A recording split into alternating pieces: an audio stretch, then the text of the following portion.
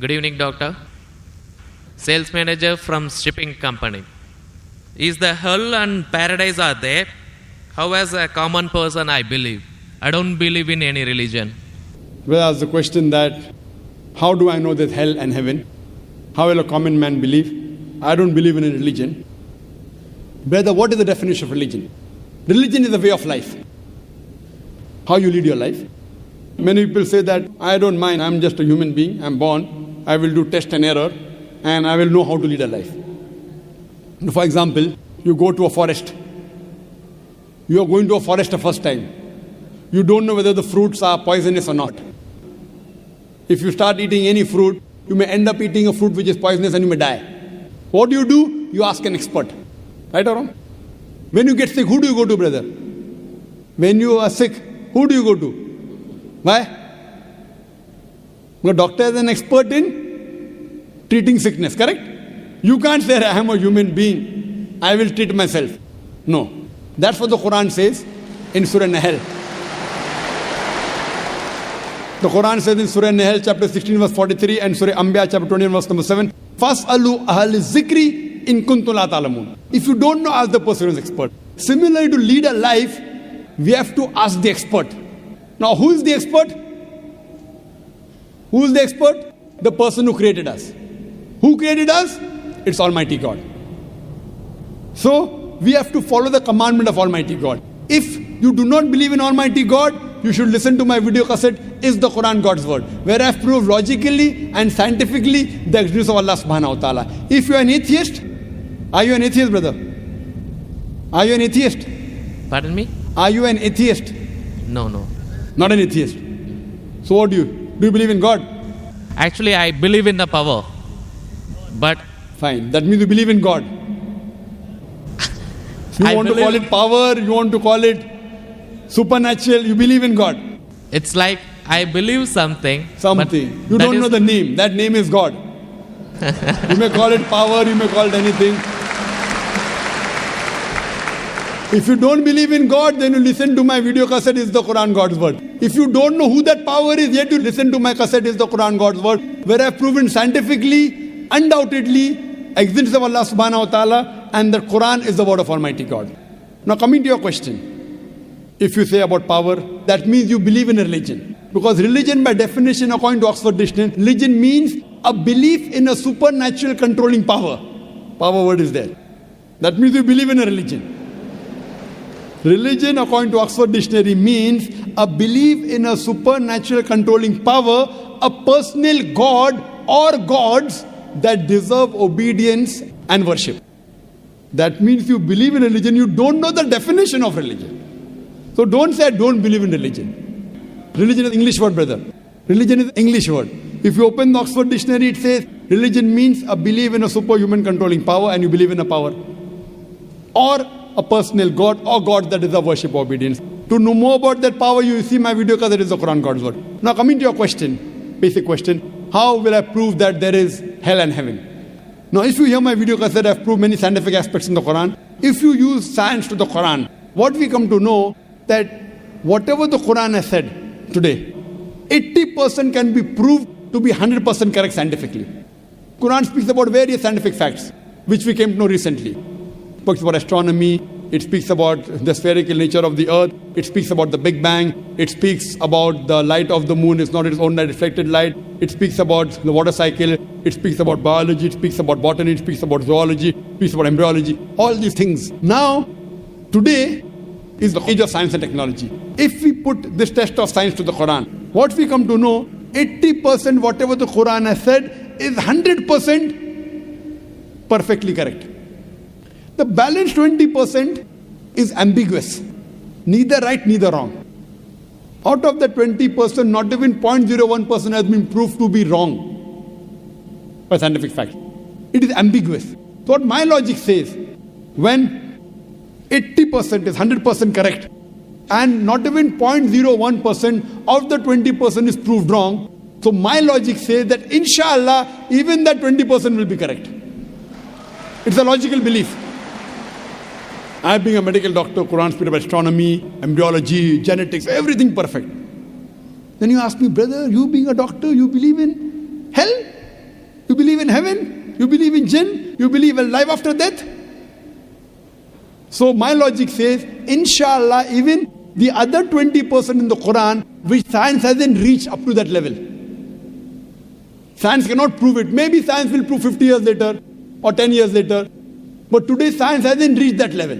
So in this way, I believe whatever 20% which science hasn't proved to be right or wrong, inshallah even that will be right. This is one way to prove about hell and heaven. There's another way, simple way, without reading Quran. Brother, I am asking a simple question. Is robbing good or bad? Robbing is good or bad? Robbing is bad. Bad. Yeah. Raping a girl is good or bad? No, bad. Bad. Okay, now I am asking you a question. Logically, I suppose happen to be the biggest mafia. Hypothetically. I am a big robber. You prove to me logically and scientifically. I am a very logical person. I am a scientific person. I am a logical person and scientific person. You prove to me why robbing is bad for me and I will stop robbing.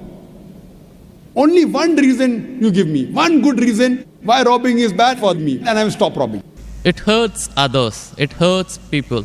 It hurts others. What difference does it make to me? If it hurts, if I rob 1,000 riyal, it is benefiting me. I can see movie. I can go to a 5-star hotel. What difference does it make whether it hurts others? Does it hurt me? I told you, prove to me why it is bad for me, not for others. I am least bothered about the others. Why is it bad for me? When I am robbing 1,000, if it hurts him, no problem. What difference does it make to me? If it hurts somebody else, does it make a difference to me? I can enjoy, I can see movie. I can eat chicken biryani. I asked you, give me one logical reason why it is bad for me, not why it is bad for others. I am a big mafia. I am powerful. I am a scientific person, logical person. Prove to me one good reason, logical, why robbing is bad. I will stop robbing. Come on. Another try, brother. Another try. One more try. Why it is bad? No answer. No answer. Try. There are 20, 30 reasons, 100 reasons you can give. Actually, as you said, the religion means the way of life. Not religion. Why robbing is bad? Tell me. Don't go to religion. No. I'm coming to the point. No, not point. First tell me why robbing is bad. We'll come back to your point afterwards. I'll come to your point afterwards. When that is the way of life. Not way of life. Tell me why robbing is bad according to you. Why it is bad for me, I will stop robbing. Up to me, it hurts others. So, but what difference does it make to me when it hurts others? Does it hurt me? Of course, why it is bad for me, not why it is bad for others. Once we come to the society, we have to face them. Okay, once we come to society, you have to face them. I'm facing them. What's what? Why it is bad for me? The society won't respect us. What difference does it make whether respect or not? I can eat chicken biryani. I can go and see a movie. I can go to a 5-star hotel. What difference does it make to me if society respects or not? Imagine someone respects society. The poor person doesn't have food to eat. He'll be happy? No. You require food to eat or not? You require food to survive? Only society respecting. The person is starving to death. In India, thousands of people are starving to death. What difference does it make? I must give me one good reason why robbing is bad. I stop robbing. Why it is bad for me? Can anyone else help him out? Why robbing is bad? Why robbing is bad?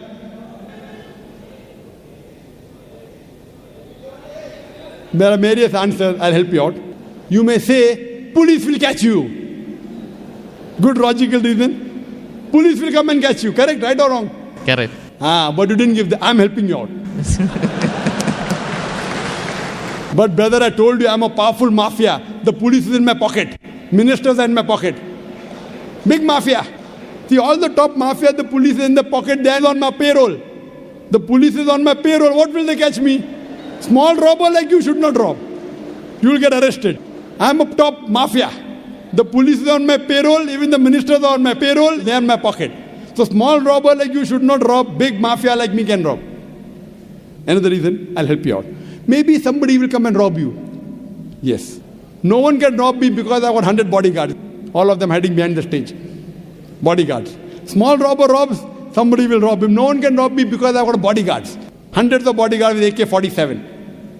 So logically you cannot prove at all why robbing is bad. With all your science and technology, you cannot prove robbing is bad. So shall I take it in that way? It is to make people fear that, if you do wrong things, then when you die. What wrong thing? Where is robbing wrong? First you prove it is wrong, na? Where is robbing wrong? You haven't proved to me robbing is wrong. When you prove robbing is wrong, then you can say don't do wrong things, na? Therefore, what is good, what is right, you require a creator to tell you. You require a doctor to tell you what food is good, what food is bad. This fruit is poisonous, this is healthy for you. Apple is healthy for you, wild berries are poisonous for you. A doctor tells you. There's no better doctor than Allah subhanahu wa ta'ala. Logically speaking, brother, that mafia has got bodyguards. No one can harm him. And believe me, there are many examples. He dies a very comfortable death. But I am asking a simple question now, brother. Don't you think that there should be justice? Brother? Yes. Justice. Someone should punish him or not? Law is there. But the law cannot punish every human being here. Why? There are many mafias in Italy. There are many underworld people in India. And the law can't do anything to them. The law is in their pocket. But yet, you as a common man, don't you think you should be punished? Raping is good or bad? There are many people who rape. They rape the girls. No, nothing. The law cannot catch them. So don't you think he should be punished? Yes or no? Yes. But there are many people you see in this world who are big mafias. They die comfortable, that they are rich, they are millionaires. There should be some justice. The reply is given by Creator. Surah Al-Imran, chapter number 3, verse number 185. Allah says, Kullu nafsin dha'iqatul maut. Every soul shall have a taste of death. But the final recompense will be on the day of judgment. This life is just mere chattels of deception. If there is no life after death, this life is of injustice. What we say, that the total justice would be on the day of judgment. Our Creator Almighty God will give justice. I tell the person, fine, you may be a big robber. For example, you are that mafia, now I am a Muslim. No one can harm you. Police is in your pocket. Then I ask you, justice is required? Yes. If someone robs you, no one can rob you, agree. But don't you feel there should be justice? There are many robbers, there are many evils, there are many criminals who go scot-free. Unless there is life after death, you cannot prove robbing is bad. You cannot prove raping is bad. Unless there is life after death, no humanity, no book on humanity, no Mother Teresa, no Mahatma Gandhi can prove robbing is bad without the concept of life after death.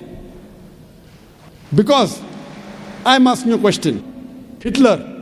History tells us Hitler incinerated 6 million Jews. How many Jews?